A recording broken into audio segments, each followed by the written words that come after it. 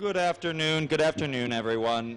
At this time, we are going to get started. So if you are near your seat, please take a seat. If you are still in line over that way to get food, that is A-okay. Just please be mindful that we will be starting our speech portion. And to remind everybody, this is an awards and recognition ceremony as well as a celebration. But we please invite you guys to stay quiet and focused on the podium as we kind of progress through this award ceremony and celebration, okay? So if you're in line, please just attention. And if you're at your seat, likewise. At this time, I would like to introduce our Executive Director of Cornell Cooperative Extension of Nassau County up to the podium, Greg Sandor.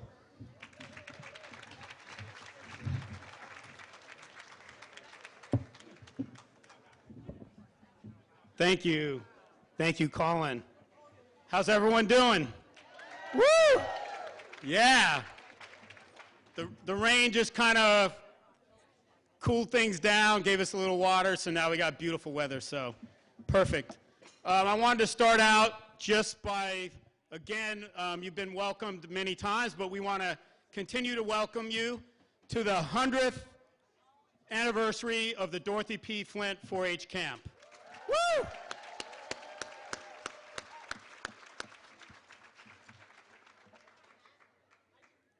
That's a lot of years. So they told me to be very brief up here, so you're not going to hear any long speech from me, but I want to people are happy about that too. I do want to, my job is really to thank people, so I really want to start off by, I'm going to start right at the top here, and I think all of you have been feeling this the whole weekend and making sure that you're thanking this person, but I want to continue on with that, and we'll continue to thank this person throughout the rest of this weekend. But Colin, as you're standing here, yeah.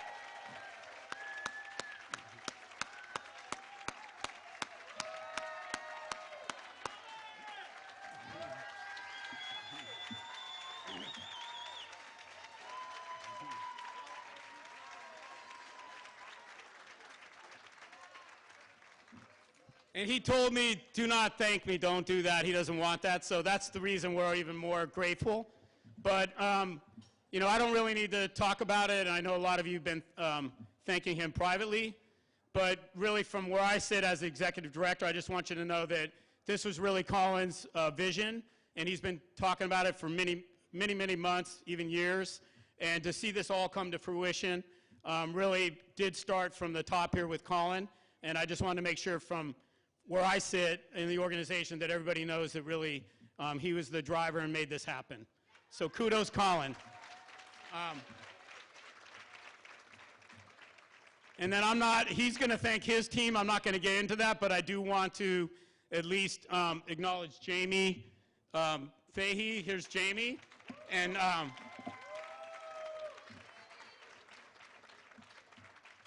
Colin will be the first to say he really couldn't have done it without Jamie. She's been just really doing amazing things behind the scenes. So thank you, Jamie.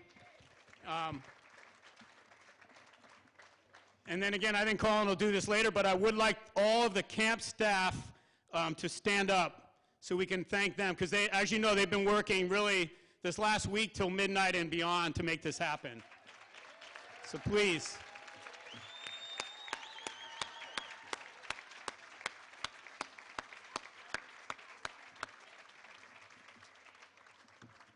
Thank you so much. So moving on to the 100th Planning Committee, which we've been working on for over a year. And you can see it's obvious this committee worked really hard because this can't just get pulled off in a couple months. So that was intense amount of time, meetings, Zoom meetings, behind the scenes. Again, people that really didn't want credit, they did it because they love this place. And to start out with would be Colin Hedges and Jennifer Curry. They're really the co-chairs of the whole event, and really made it happen. And Jen really doesn't want any credit, but she did a lot of the organizing and the meetings and really is an expert at kind of running these things and facilitating. So Jen, we really appreciate your talents and contributions. Yep. And you could help me out on the committees here. Well, first of all, there was an overall planning committee, so could you folks that were on the big picture planning committee please stand up?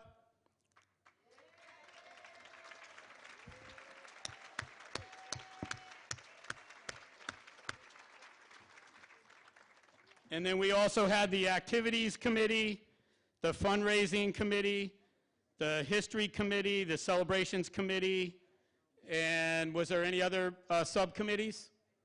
That was pretty much it. So again, what was exciting, people broke up into teams and kind of worked on separate projects. And as you can see, projects like the museum, you know, that's just incredible, right, what happened. People,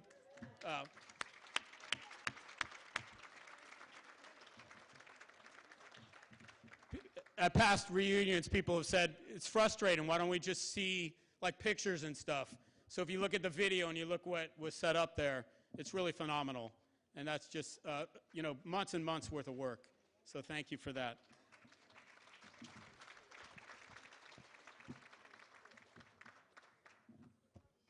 Couple other important guests to acknowledge tonight. We have Andy Turner, who's going to be saying a few words in a minute. He's the overall state director of Cornell Cooperative Extension. So thanks for being here, Andy. It means a lot to us. And Sean Teedy, sitting next to Andy. You're going to hear from Sean tonight. He's the statewide director. So we're really thrilled to have this commitment from the entire university and from Cornell to take this event so seriously. Also want to give a shout out to Vanessa Lockle and her team from CC Suffolk. Thanks for being here. They do a lot behind the scenes to help us out over here. People don't know about it, but I really appreciate Vanessa's leadership and her team, and always doing little things to help us out, including helping to market the new day camp, which really was awesome. So thanks again for all of you for being here and for your support of DPF. A big thank you that I want to give is to the Alumni Association. They do a lot behind the scenes, and every list that Colin put together on Amazon, I know they filled it immediately. So a big shout out to the 4-H Alumni Committee.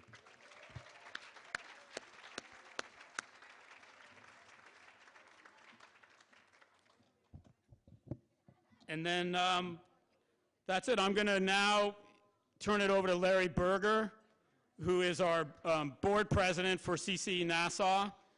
And he's going to give other shout outs to board members and stuff. So come on up, Larry.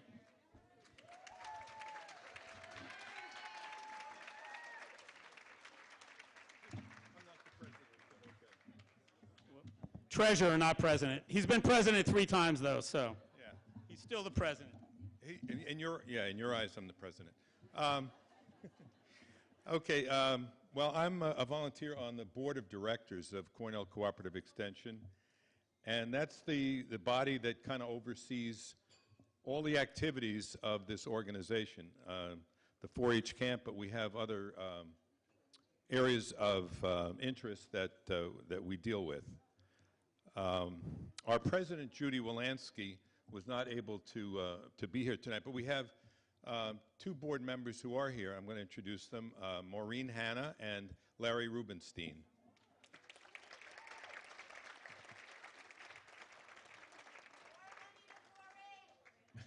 And Greg already did, thank yous to the committees and to Colin, but I want to do that again.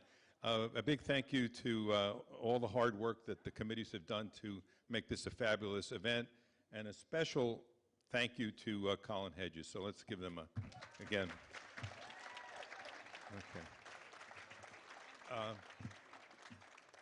Just a brief thing about the history, which you probably know if you went into the cabin, but Dorothy Powell, later Flint, started the camp at, it was called Long Pond in Ridge.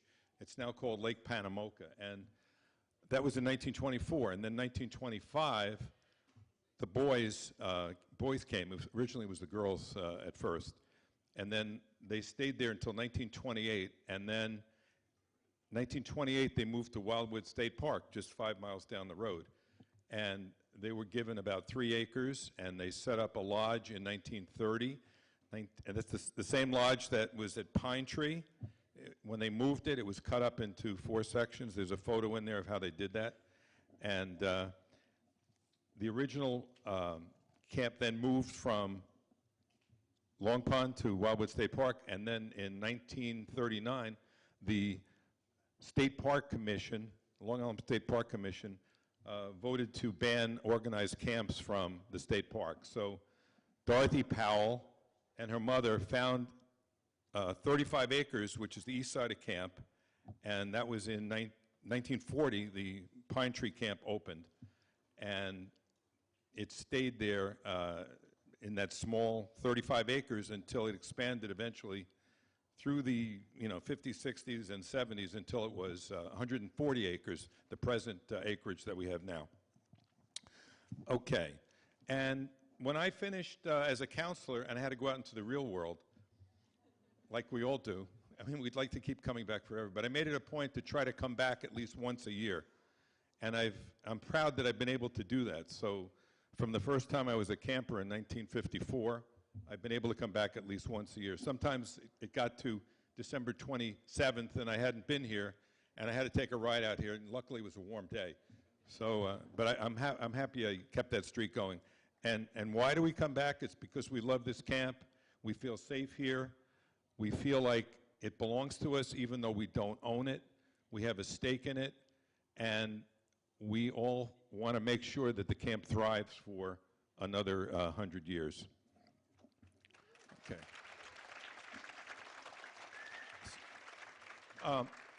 Since I'm representing the board of directors, I have to mention our other programs. In addition to the 4-H youth development, we have our board of directors has 3 program committees. They are 4-H and youth development and the 4-H camp.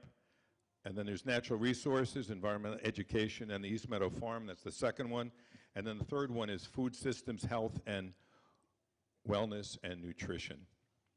And then within these committees, we discuss many subjects, sub-subjects, and we strive to interconnect all of our program areas. For example, for 4-H, we are trying to reestablish 4-H in the county. The produce grown at camp will show up at the farmers markets. One is at Eisenhower Park on Saturday mornings, and the other is on Wednesdays at the East Meadow Farm. If you haven't been to either one of these, you're welcome to come. If you haven't been to the East Meadow Farm, it's on Merrick Avenue in East Meadow. And we have community gardens, we have demonstration gardens, and a lot of educational programs take place there. And then at camp, the Farm to Table program brings healthy food to the campers. So that's another program that we stress is Farm to Table. Just one more kind of thing here. If you'd like to get involved, you can volunteer to be on the 4-H Development Committee. And also, we're looking for members to be on our board of directors. If you're a Nassau County resident, you're welcome to send in an application. The applications are on the website. And then one more shameless plug. If you're ever coming out on the Long Island Expressway, when you pass Deer Park Avenue, right after that in Dix Hills, there's the Long Island Welcome Center. I don't know if you've seen it. It's a big, beautiful building. And Nassau Cooperative Extension runs the retail operation in there. So go in and spend money, and that's going to help us. In fact, somebody told me they did and didn't know that we ran it. So congratulations for a century of 4-H camping at the oldest 4-H camp in New York State. Thanks.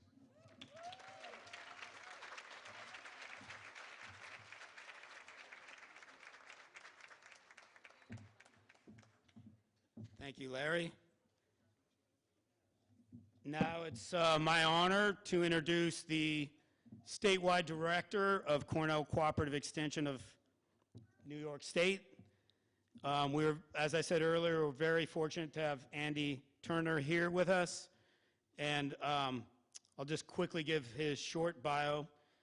Andy is a lifelong cooperative extension educator, growing up in 4-H in Western New York, with parents who were both extension professionals, which helps, understanding the mission here. Andy's grandfather was also a dairy extension specialist for the University of New Hampshire. Andy has worked with Cornell Cooperative Extension for 35 years. It's pretty impressive, including 23 years at the county level and now 12 years at Cornell in the statewide office there in Ithaca. And what's really relevant to us, he's most recently served as the New York State Director of 4-H for 9 years. And anyone that knows Andy knows his passion about 4-H and obviously growing up in his own life with that, but also being able to be the statewide director to make sure that the commitment from CCE was there, but also the commitment to local 4-H offices. So we really appreciate that. And then now, as of December 2023, Andy was hired and moved into the Associate Dean and Director of CCE Nassau. So welcome, Andy Turner.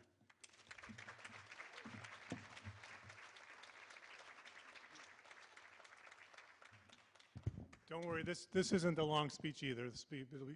But I'm so excited to be here. I was here yesterday, most of the day with my wife, Ann, and we had an incredible time walking around, talking to folks, listening to everybody, talking about their days, and generations of camping experiences here. It was absolutely incredible and just very wonderful day for us, and really appreciate all the folks that came up and said hello, shared some stories, and reminded me, again, why we all do this work. And how we're so committed to the future of places like Dorothy P. Flint. So I just want to share a couple things to make sure you know that we're very unique in New York State with our cooperative extension program. I think we're the strongest in the country, and the reason is, not a surprise probably to you out here in Long Island, because you don't see us here every day from Cornell. We love to come out here, we love it out here, but we don't run this thing from Cornell. It's run by the county folks. It's run by you all. You have the ability to think about what's needed in your communities, what's going to work in your community, how do you find funding for that. And that's why you see the kind of innovation you have out here on Long Island with Nassau County Extension and Suffolk County doing things that are truly groundbreaking and amazing. When I talk to other extension directors from around the country about the programs in New York State, talking about things like the Dorothy P. Flint Camp or the Marine program in Suffolk County Extension, they look at me and they have no idea what I'm talking about. How could that be a county level program? I said, that's because we set this up in a way that provides an opportunity for local staff, local volunteers to provide a lot of leadership and vision and direction for the program. So that's something you should be really proud of. And out here on Long Island, you're making incredibly innovative decisions every day, and we really appreciate it. And we're really happy to support you from Cornell. My own story is connected to things like this camp, for sure.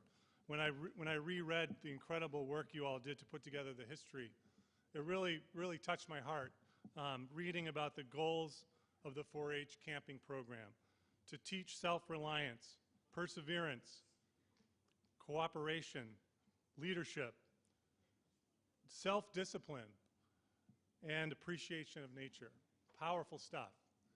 Things we need to continue with young people moving forward. And for me in my own youth, it was the 4-H experience that helped me to think about some of that and how would I apply my passion, in my case, for entomology, for bird study, for fishing. How would I apply that? And that helped put me on the path that led me to this position here, 35 years in extension, and now having the good fortune of being the director for New York State. It's really those early youth experiences with nature, with mentors, with caring adults who spent time with me, helped me think about it, that led me down that path. And that's what you're doing here. And that's what we all want to see continue for years and years into the future. So I would suggest that what we should all do together is just imagine that future for a second and think about the next generation of folks who will be up here talking about how Dorothy P. Flint is continuing its great legacy moving forward. And I would suggest we maybe do a little toast to that. Here's to the future of Dorothy P. Flint.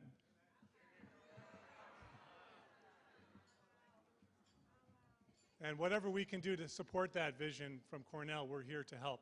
I can't help but think that clearing up some of those questions about who owns this place and how does that work, I can imagine unlimited potential and possibilities here once we get to that point.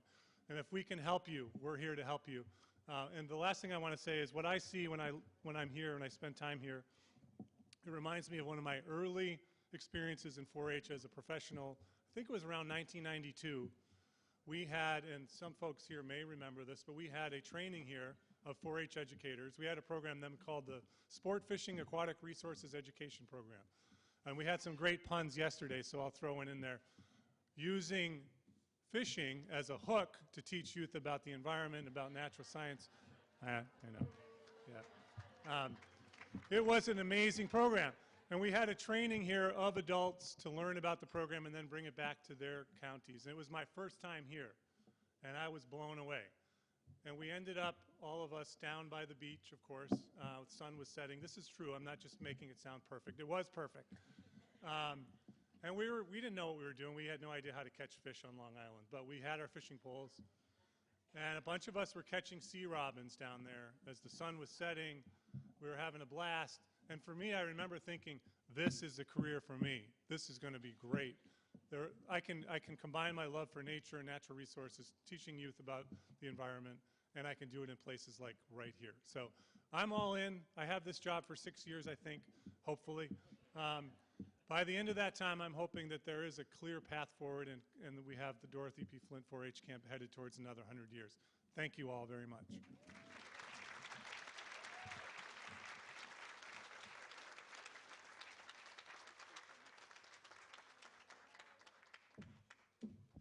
All right. Up next, I have a personal mentor of mine. Many people do not know that Sean Teedy, our statewide camping specialist, was actually my first executive director. It was a shame to see him kind of move up through the ranks, but it actually was an extreme honor to watch him and just to know that we have a mentor in our midst. And he's always there when we need to give a call about camping or understanding the environment or the nature we're in. So at this time, please give a very warm welcome to one of my mentors, Sean Teedy.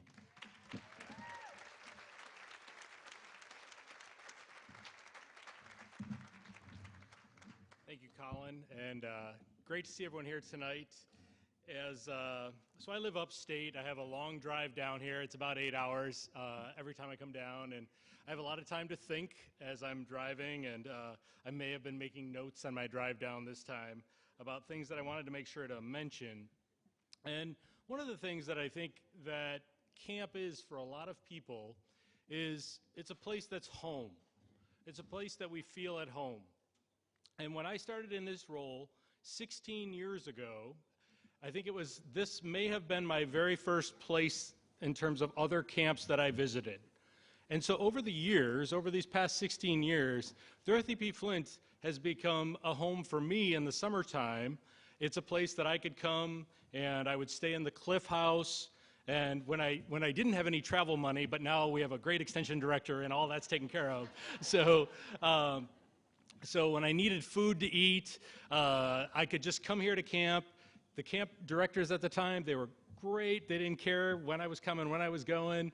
But it was a place that I could come after I'd go out and visit other camps and then come and spend the evening here watching campers doing all the things that campers love to do.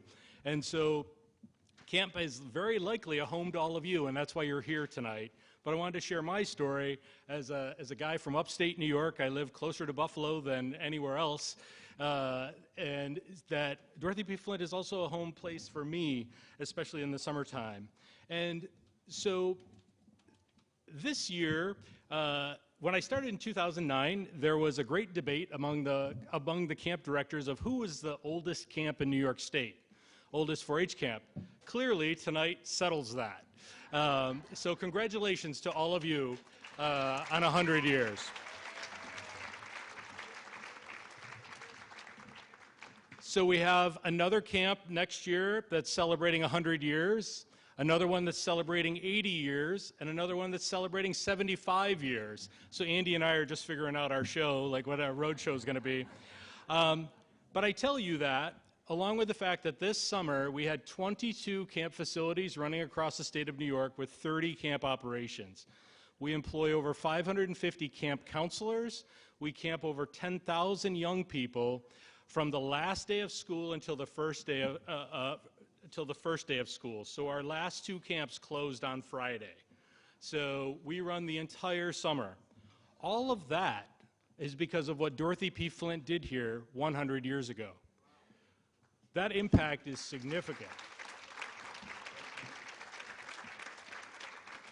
And I thank all of you for the roles that you've played in helping maintain that over the 100 years. Camp isn't easy. Camp is so different today than it was even 5 years ago, 10 years ago. Camp is hard. It's hard to run camp. It's hard to maintain a camp. It's hard to recruit people to come to camp. But we do it because we love it. And camp is a place that we bring other people to visit. Andy's been here along with other leaders in Extension Administration over the years. He comes out to visit. They come out to visit with me. And in the summer of 2023, we had the opportunity to have the National 4-H Council President come here, as well as some of our other camps on Long Island. And so Jill Bramble, the incoming president of National 4-H Council, so she came here just a couple days before she officially took that role. What we didn't know at the time, she loved it here. She just loved this camp. She talked about all the things that campers were doing. What we didn't know, and what I found out after the fact, that at the National 4-H level, at her first all-team, all-staff meeting that she had for National 4-H Council nationwide, she talked about Dorothy P. Flint 4-H Camp and what she saw happening here with the staff and the young people. So don't ever think that your work that you're doing is only here, only affects Nassau County, or it's only going on here in Riverhead. The impact is significant and across this country. And Jill, I texted her just a couple weeks ago when I was down here, Jill Bramble, and she said, I wish I was at camp today again. So a year later, she still thinks very fondly of this camp and this place. And so the last note that I had made that I wanted to talk about is about innovation and adaptability, and how over the course of years from 1924 until now, camp is very different. The things we did in 1924, we don't likely do now for all kinds of reasons. Some of those things we may still do. Council fire. The number of people that talk to me today, unsolicited by me, about what your experience was at Council Fire last night, every one of you said the same thing. How meaningful it was, how impactful it was, how it meant so much to all of you to see the pictures of how many people were at that Council Fire. Camp is a special place, and the ability to innovate and adapt is what we do best in camping. And I had the chance during maybe the first rain we had this afternoon, a little bit of rain, to sit over and watch the video, the history video. And I took some notes because I can't remember much these days, especially at this point in the summer, because it's been a long summer for me too. But Dorothy said something in 1940 that was mentioned in the video that I think is a good place that talks about how camp is different and the impact we have. And she said, and I'm paraphrasing what was in the video because I could only type so fast. She said, the most striking thing about camping is its ability to survive. It has a powerful significance in our lives. It is up to us to make the adventure possible for young people. So thank you very much.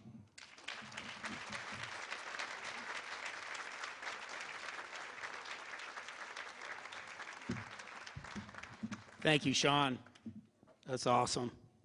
Amazing, right? And he's, like Colin said, he's a go-to person. Anytime we need him, we call him, and he immediately helps us out. So that's important, because like you said, it's not easy to run these places, so we really appreciate your support. All right, next up, we're going to a really important and exciting topic, which is fundraising. And most of you under the tent here know that historically we haven't really been that good at it, right? And people have pointed to me like, why isn't that guy better at it? So I take some of that blame, but we should be better, and we want to be better, and we're on our path to getting better. And this 100th anniversary celebration really, we had high ambition, and I think you'll hear now how much success we've had. And the reason that we've had this success really is because of Jen Curry and her leadership. And and she told me she really didn't want this introduction, but I think it's critical that everyone knows. Yeah, I got to do it. She just, behind the scenes, put lots of time, and, you know, she's amazing at just email, follow-up calls, you know, the hard work it takes to actually, you know, bring a deal in, right? You can get commitments, but it's really hard to get them across the finish line. So I just wanted to give that shout out to Jen, but also to Jen and Tom Curry and their entire family.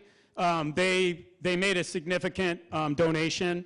They really don't want me to talk about the amount or anything, but I just want you to know they made a significant contribution of cash. They bought a new gazebo. I don't know if you saw it up on the cliff, and they also put a lot of in-kind time in. So I just wanted to give the shout out for that. Thank you.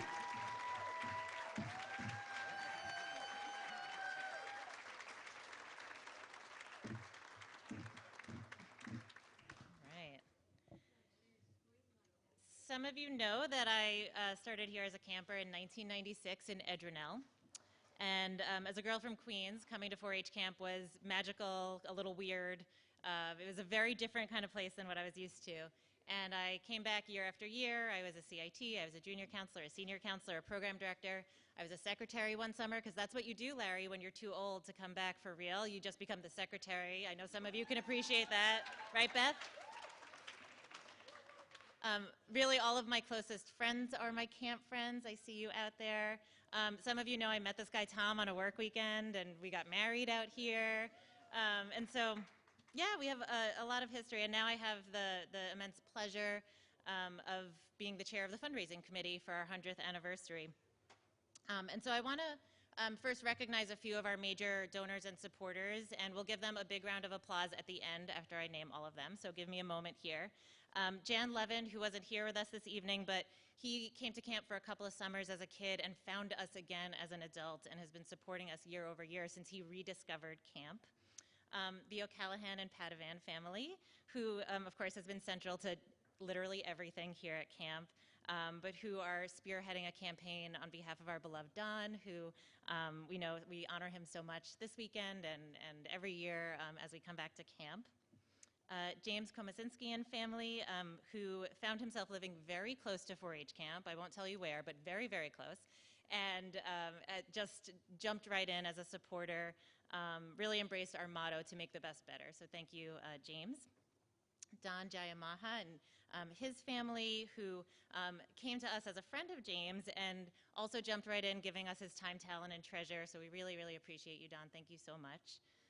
And James Moore, who's a 4-H, James Moore, a 4-H parent who decided that the only thing that camp needed to be perfect was new beds. And so he made a large contribution so we can get some new beds at camp. So let's give all of our major donors, please, a round of applause.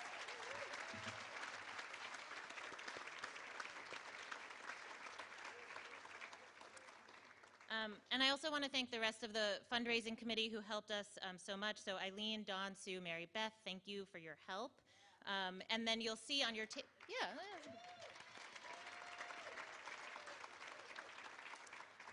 and you'll see on your tables there's a list of everybody who donated. Literally every dollar matters, and it's been so, so helpful. And now I get to tell you how much we raised. So for 4-Hers out there, you know how to do a 4-H drum roll. So can we get a little...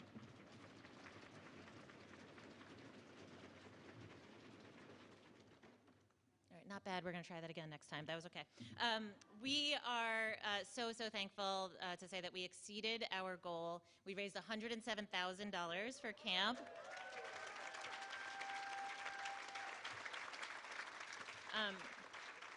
In addition to that, we raised $22,000 in-kind contributions. So we're really, really finding support in every way: cash, materials, time. It's been so important for every person to give something meaningful and significant to them.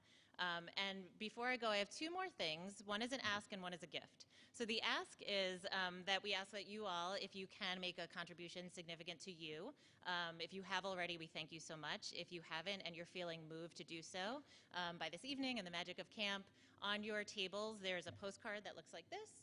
You can either write down your name, your email, and your pledge, or you can snap the QR code and scroll down to where it says Donate to DPF 4-H Camp. There's a yellow button.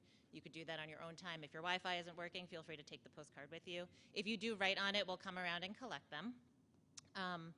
We have about $2,000 left on our match campaign, so for every dollar up to the next $2,000 that we earn, we will have a match of $1. So that's a little extra incentive. So we want to get that $2,000 tonight if we can. And then the gift is an exciting announcement that was just handed to me like a news anchor gets brand new news. So really, I don't think anybody in this room knows this, maybe except for me, Colin, and Greg. Sally and Debbie are here. We have two friends here this evening on behalf of Dorothy P. Flint's niece, Carol Egan. So Dorothy P. Flint's legacy continues to live on, and they have brought us a gift on behalf of Carol and her family, and it's another significant contribution that's going to mean so much. So I'm going to invite Sally to come up and say a few words on behalf of Carol, Dorothy's niece, and share with us what they have brought us. Thank you, Sally.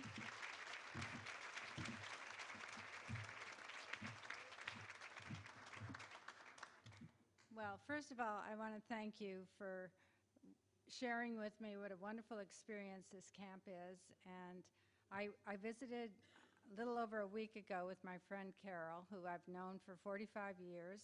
We've raised our families and shared our lifetime of experiences together.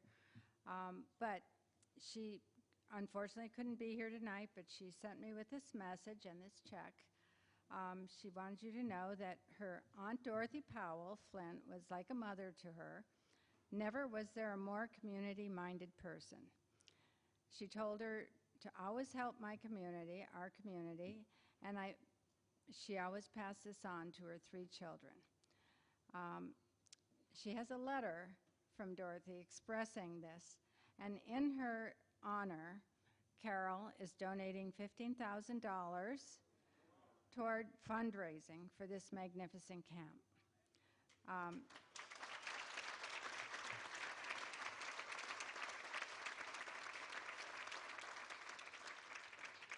She'll be very pleased to hear that. She loved her with all her heart, and she knows she is with us here at camp tonight, loving and inspiring us all to help in our communities and camp. And thank you for your generosity. Here's a check.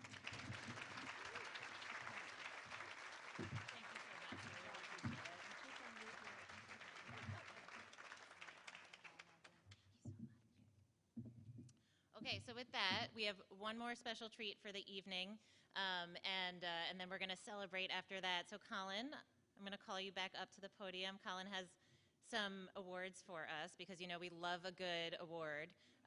Some of you even saw the honorable mention stickers in the box today of free giveaways. Apparently we used to do honorable mentions. That's not a great award to get. Colin has better awards than honorable mentions for us. So Colin, I'm going to have you come back up and bring us home.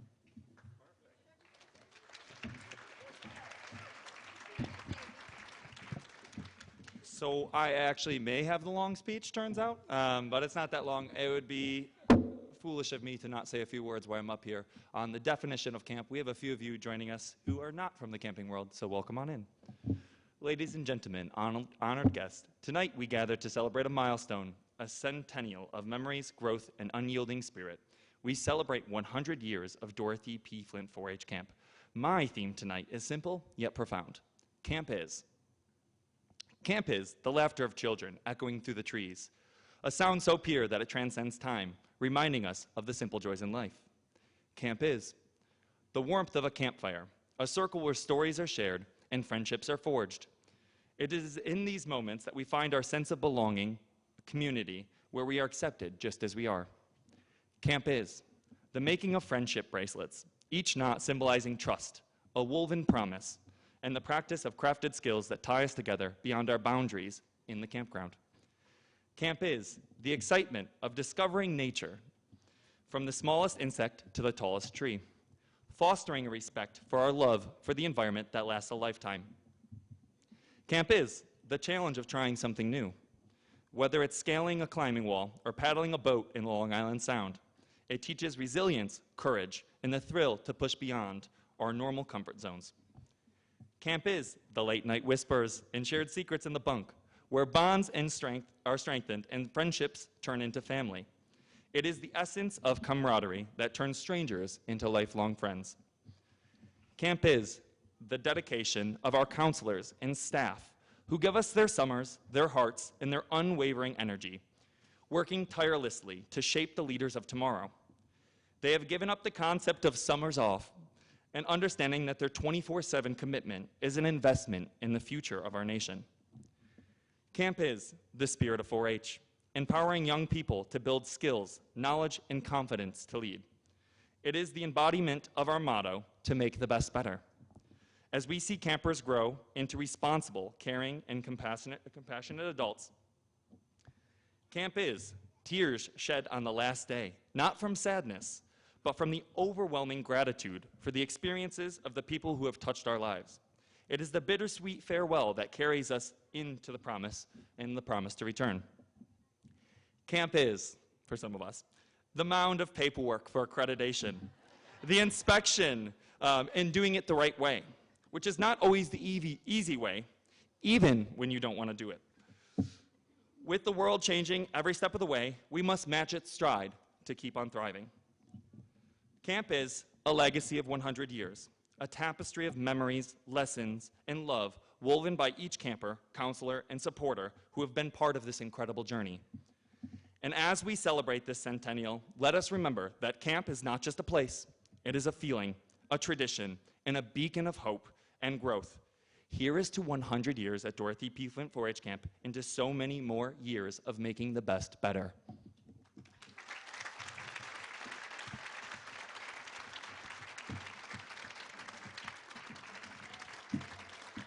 Now,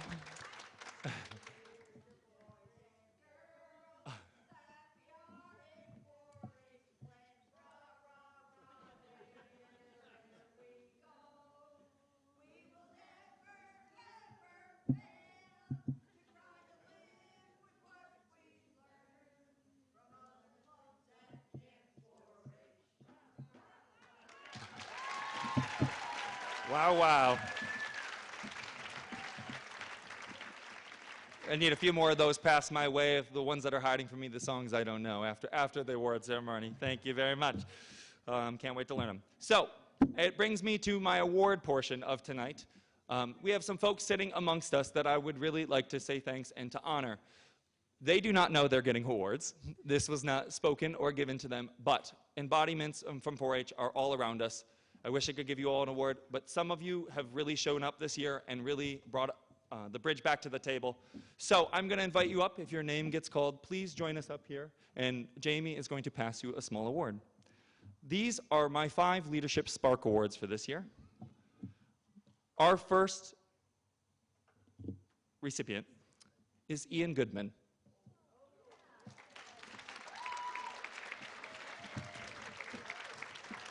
I'm here for the shock factor at this point.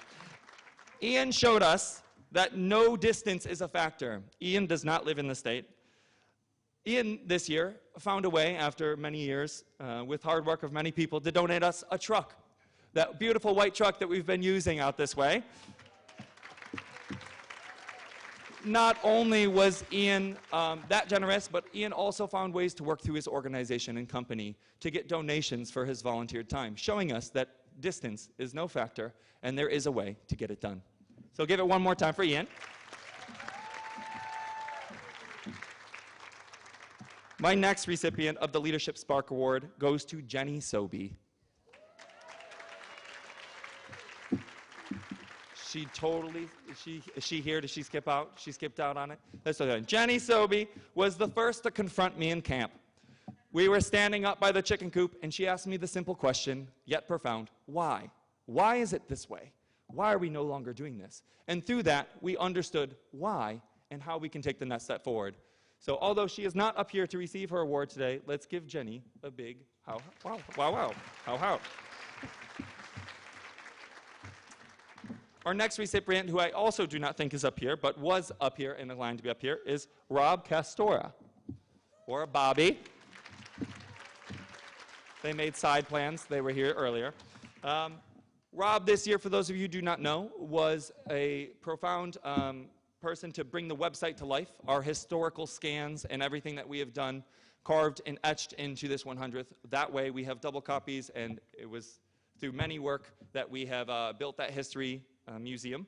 And it is something that will stand the test of time and will continue to keep on growing as we collect them. And if you guys still have things you need to bring to us, please bring them to us. Rob will be the first person in line to be like, let me help, let me get it there, and let me honor your family and your folks and your friends here from 4-H Camp. Yes, indeed. Our next, who I know is here, Kelly Padavan / O'Callahan. Again, a name we all know very well. Kelly has been one of our beacons. Kelly is the spirit embodiment of camp, probably because she was almost born here on camp, who has quickly moved back into camp life while being a baby, which is the dream, strung up on dad's shoulder and mom's arms.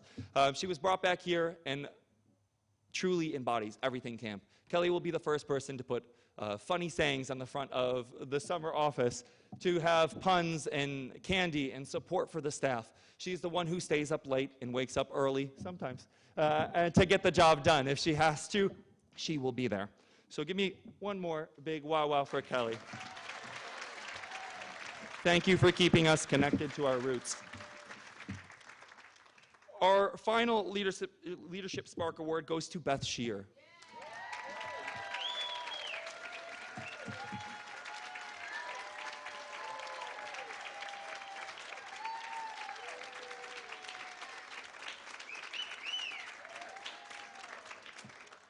Beth Shear, if I had to pick an H, would be the head of H. Sometimes she makes sure mine is on correctly. Beth also has taught us that she can definitely, that you can return to camp. Beth thought for many years. I learned about her Mama Umph.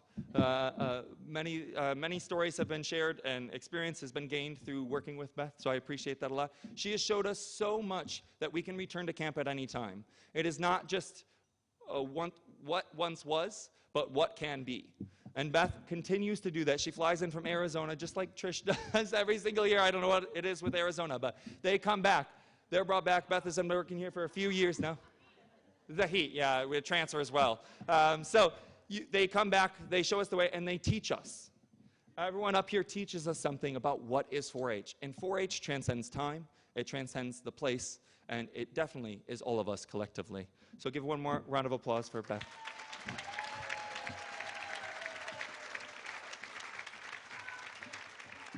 I do have one more secret award since we're pulling back layers here. It was brought to my attention a little later on this past year of a very famous award called the Dorothy P. Flint Award. This award traditionally has changed its name from what I can tell a few times over the years, but is the extreme honor of honors. The commitment level, and to bring it back at the 100th, seems fit. It seems that we honor those who have been around not just for the 100th, but over the past couple of years to really just give them a deep thank you and to put their time well spent into this program. At this time, our 2024 and 100th year recipient to restart our program goes to Larry Berger.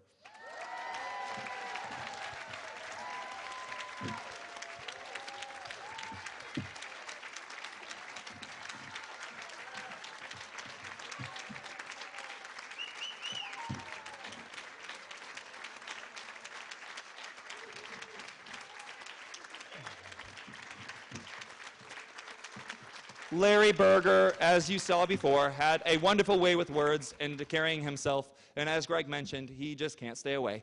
And we love that. We love having him involved. There was actually not one, but two conversations where Larry suggested other people that this might be a nice thing. And I had to hold the secret, as he did not know that I already had his name etched on a nice little award here. But it is a high honor, and we know that so many people deserve to be thanked.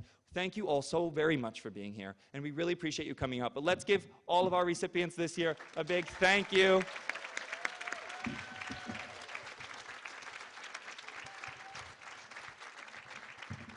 And with this, I'm going to pass it back over to Jen. Yeah. It says, Jen says final thank you. A small break, and then we do cake and raffle.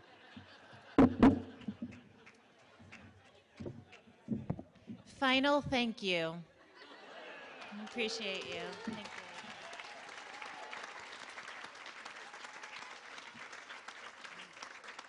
you. No, but truly, please enjoy the rest of the evening. We are going to serve dessert. Enjoy each other's company, enjoy camp, and thank you all so much again for being here.